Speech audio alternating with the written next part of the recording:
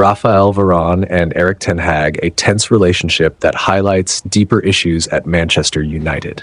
Manchester United is no stranger to internal conflicts, but the revelations from Raphaël Varane regarding his troubled relationship with Erik Ten Hag have once again brought the club's internal management into sharp focus. In a recent interview, Varane described his time under the Dutch coach as tense and complicated, citing a lack of communication, conflicts with key players, and a deteriorating connection between the squad and the manager. His experience is not unique, as both Cristiano Ronaldo and Jadon Sancho also had high-profile clashes with Ten Hag, leading to their eventual exits. This situation raises important questions about leadership, team dynamics, and the direction Manchester United has taken in recent years. The breakdown between Varane and Ten Hag.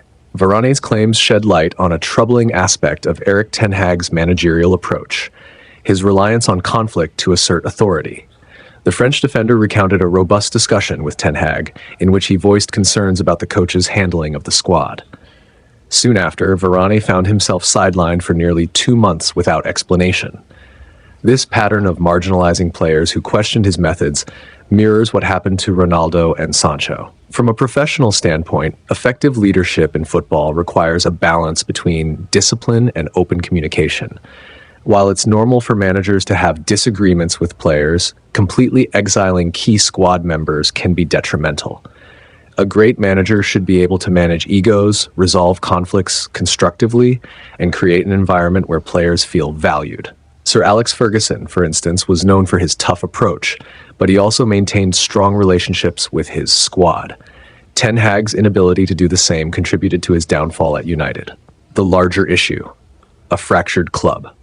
Varane's criticism extends beyond just Ten Hag's personal management style. He mentioned that after Manchester United's FA Cup final victory over Manchester City, the connection with the group no longer existed. This suggests that the dressing room was fractured, with morale at an all-time low. It is not just about one coach. Manchester United has struggled with internal unity for years. Since the departure of Ferguson in 2013, the club has gone through a revolving door of managers, each failing to restore the team to its former glory. The club's leadership, including its owners and executives, has also faced criticism for poor decision-making, inconsistent transfer policies, and a lack of long-term vision. This turmoil affects performances on the pitch. Even after Ten Hag's departure, United continues to struggle under new management. Their current position in the league, 15th, shows that deeper problems remain unresolved. Leadership instability, poor recruitment decisions, and dressing room conflicts have become recurring issues that prevent United from competing with the best. What needs to change? Manchester United must address its leadership crisis if it hopes to return to the top. First, the club needs a manager who can build a strong United squad without resorting to conflict.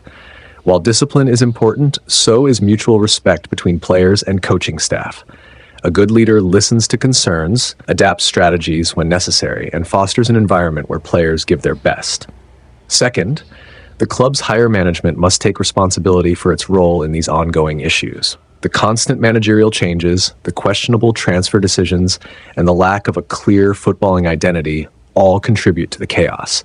Without structural changes at the executive level, no coach, no matter how talented, will be able to succeed in the long term. Lastly, players must also be held accountable. While Ten Hag's approach was flawed, there is a larger culture problem at United where players have, at times, failed to take responsibility for their performances.